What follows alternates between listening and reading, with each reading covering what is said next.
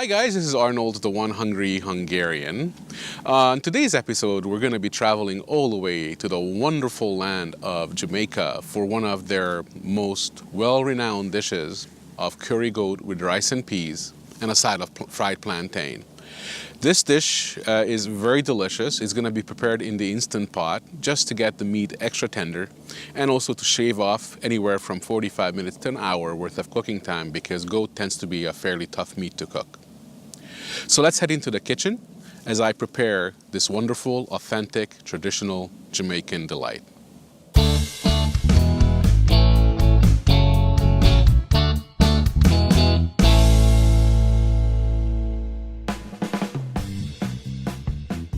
Okay, so let's start this super tasty, falling off the bones curry recipe by going over the ingredients you will need. I always aim to get the most authentic ingredients that I can find. Let's have a look. What you are going to need are 3 pounds of stewing goat with the bone in, 3 green onions, 4 sprigs of thyme, half a lime juice, 1 large potato, 1 to 4 Scotch bonnet peppers, be careful these are super hot, 4 to 5 cloves of garlic, 1 teaspoon of allspice pimento seeds, 1 tablespoon of salt, 1 teaspoon of coarse black pepper, and 2 tablespoons of my favorite curry powder, which I will show you what kind I use later on, including a link in the description if you don't happen to have one at home. First, begin by squeezing half a lime juice onto the meat. Then we can add the fresh thyme or dry thyme if you don't happen to have any fresh thyme at home. Then, let's cut up the green onions into fairly sizable chunks. They don't have to be ultra fine because they will disseminate in the pressure cooker.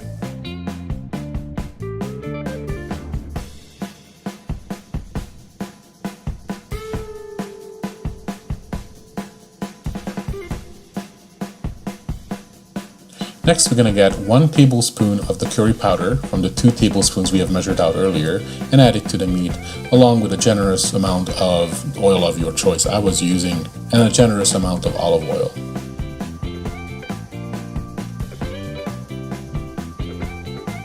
Take your dried allspice pimento seeds and along with the garlic, crush them using a mortar and pestle.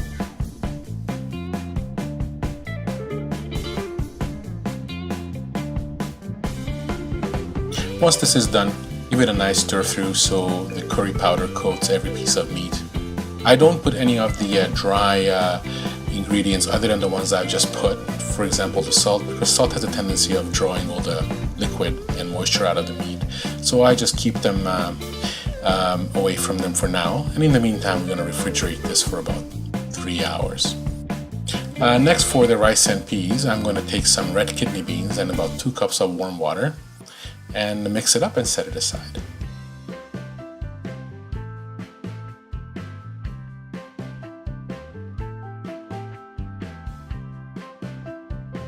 You're going to go ahead and peel your potato and chop them into fairly large chunks, which you're going to cook with the curry goat in the Instant Pot so that they become very soft.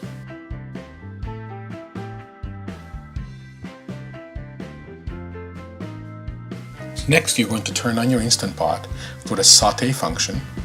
Set it for about 30 minutes. That should be sufficient. So I started searing the stew here. Kind of starts off like the stew. You sear the meat and add some little bit of liquid to get it to cook. You can hear the Instant Pot is doing a really nice job of searing this for me. And a little useful tip, on these newer Instant Pots, you can actually store the rib right on the handle there, which is quite convenient.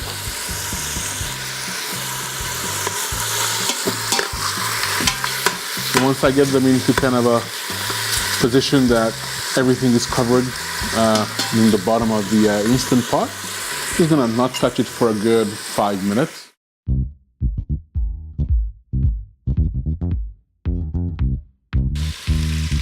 So I'm going to give it a stir in a few minutes now.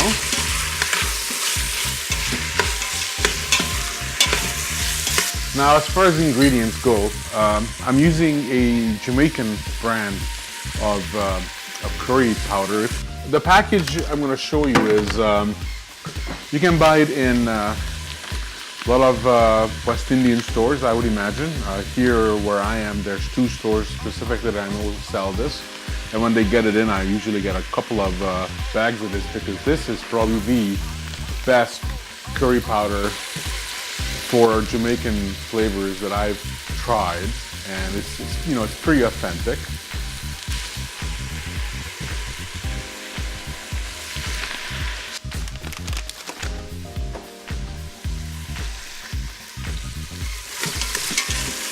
So these ones are catching quite a nice color there. In a few minutes I can remove them. I'm gonna grab a plate for that.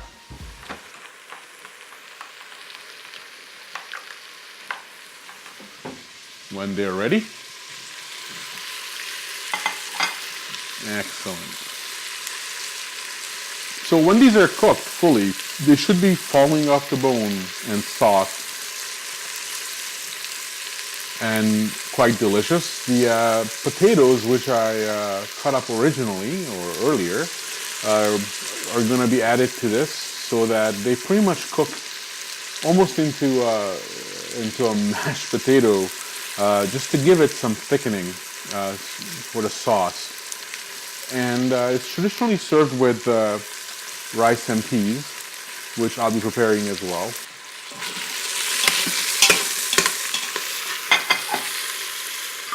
I'm pretty much satisfied with where these are currently for their searing status. So I'll just remove them, set them aside, and do the second batch here. This happens to be fresh goat from a local butcher here. You can buy them frozen, they're just as good. And you want stewing goat, so it's nice and bony. The bones will add a wonderful flavor, as they always do with any kind of meat. Oh, this little guy. Okay.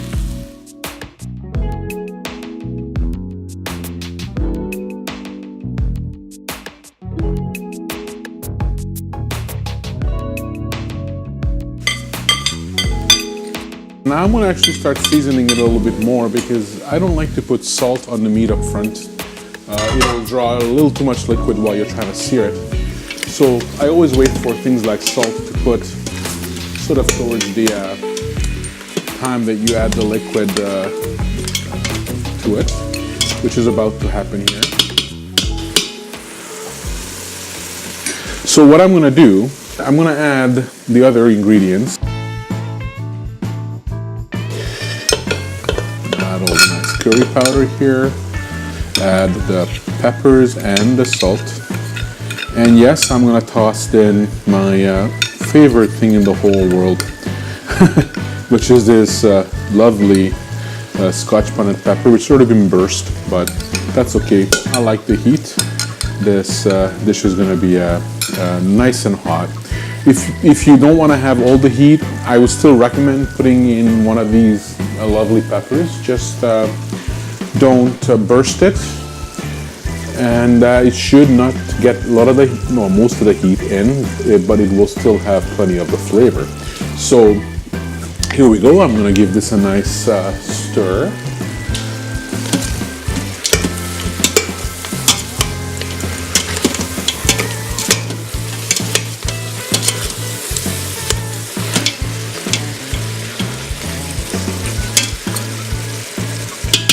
And I'm going to add into it 2 cups of beef stock.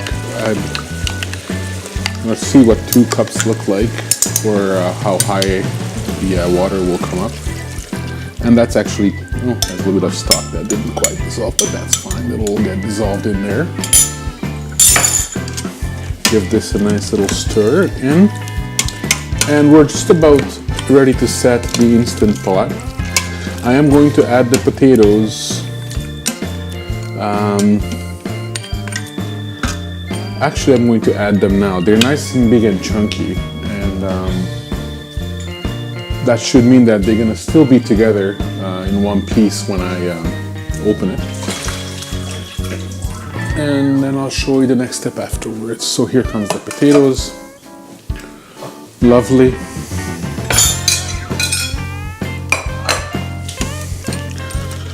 And just give that a nice little toss around.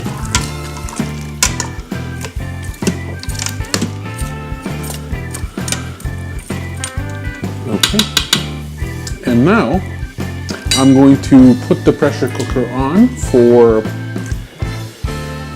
30 minutes on high. That should be sufficient time for the goat, which tends to be a little bit of a tougher meat initially, to tenderize all the way through. I'll come back in 30 minutes when we open this and show you what it looks like.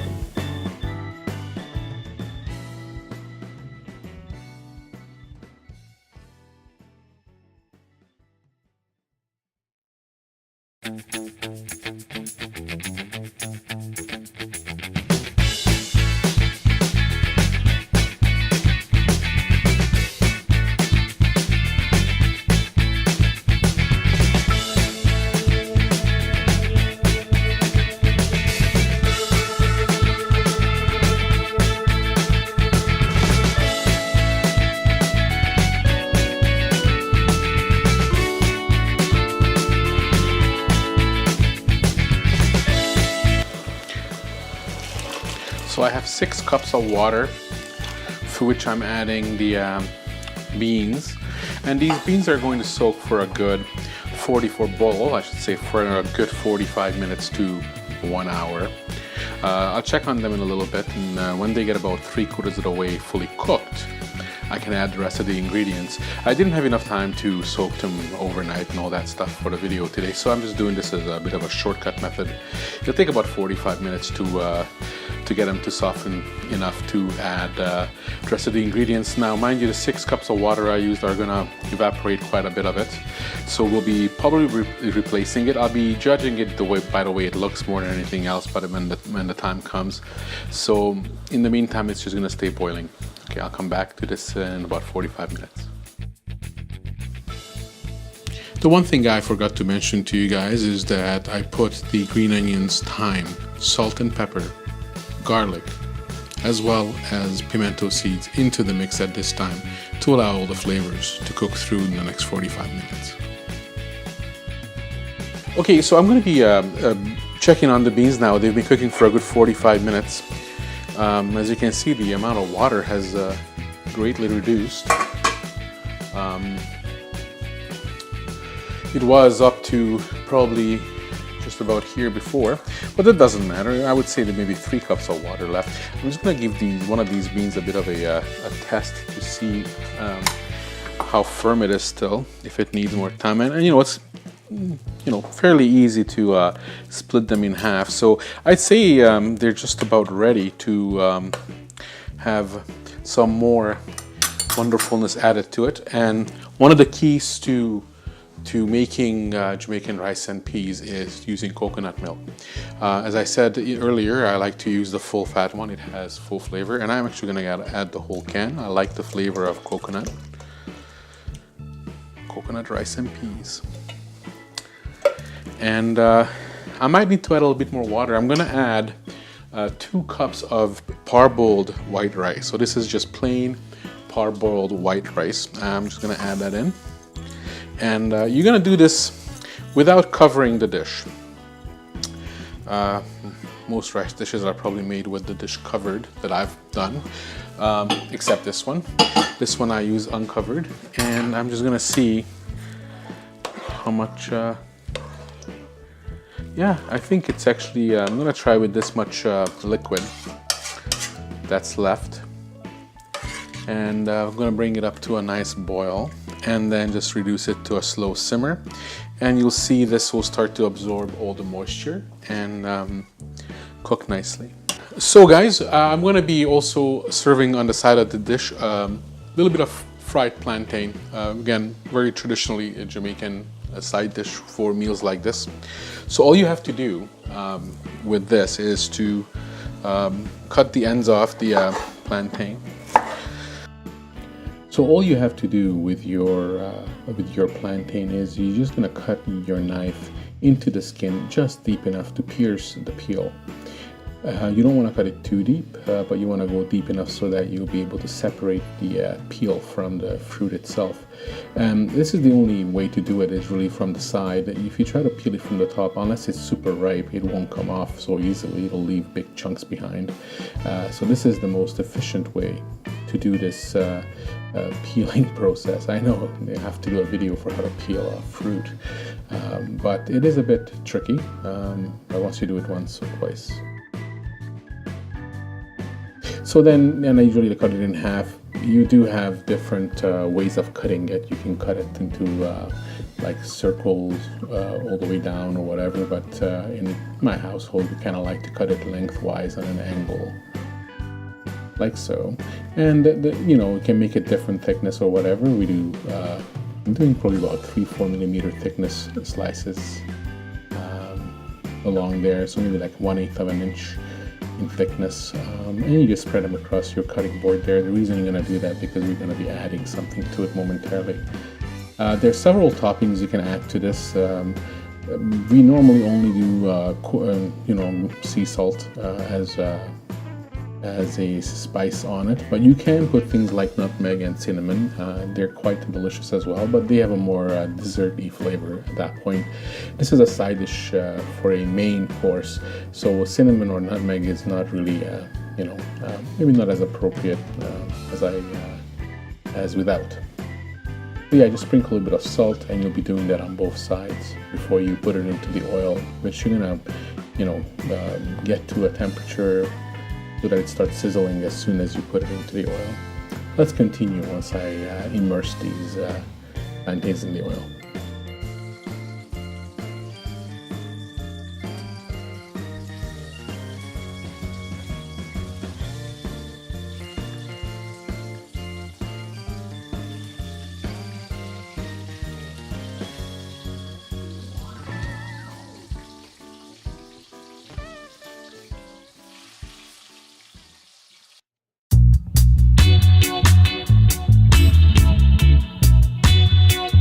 So hey guys, I'm back. The pressure cooker is now done. It's been going natural releasing for a few minutes. You don't need to do that. I just, to be honest, got distracted with some other things.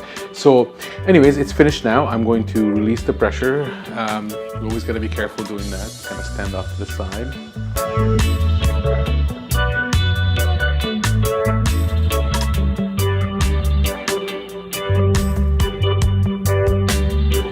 Here we go. I'm going to open the pressure cooker, very gently lifting the lid away from me so the water and the pressure doesn't hit me in the face. So there's everything. It is looking mighty fine, if I may say so myself. It's been cooking in there for a good 30 minutes. As you can see, it's still a little bit watery. So this is where these potatoes will come in handy, which you kind of can crush. And that's going to thicken up the sauce into more like a gravy consistency. Not so thick, but still pretty good. And I can pretty much see that this is going to give a bit of a poke for my goat. Once again, I don't do euphemisms. Oh yeah, look how nice and tender this is. Like, this is just literally gonna be falling off the bones if I can find the bony piece there. Yeah, it's so tender and soft. It's gonna be wonderful. Okay, so this is actually done. That's all you need to do with it. I'm gonna cover this up and let it keep nice and warm. You know, doing this backwards is always a bit of a trick. There we go. Wait, let's go.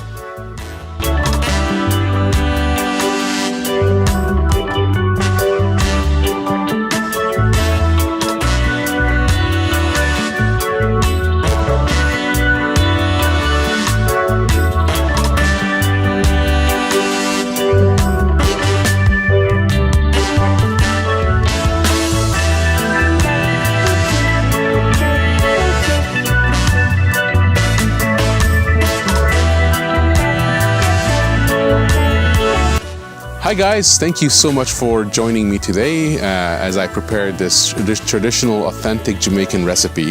It was a lot of fun making it, but it was even more fun eating it. The meat was extremely tender, was falling off the bones, and me and my family really enjoyed eating it. Anyways, join me next time on the next episode. Thanks for watching.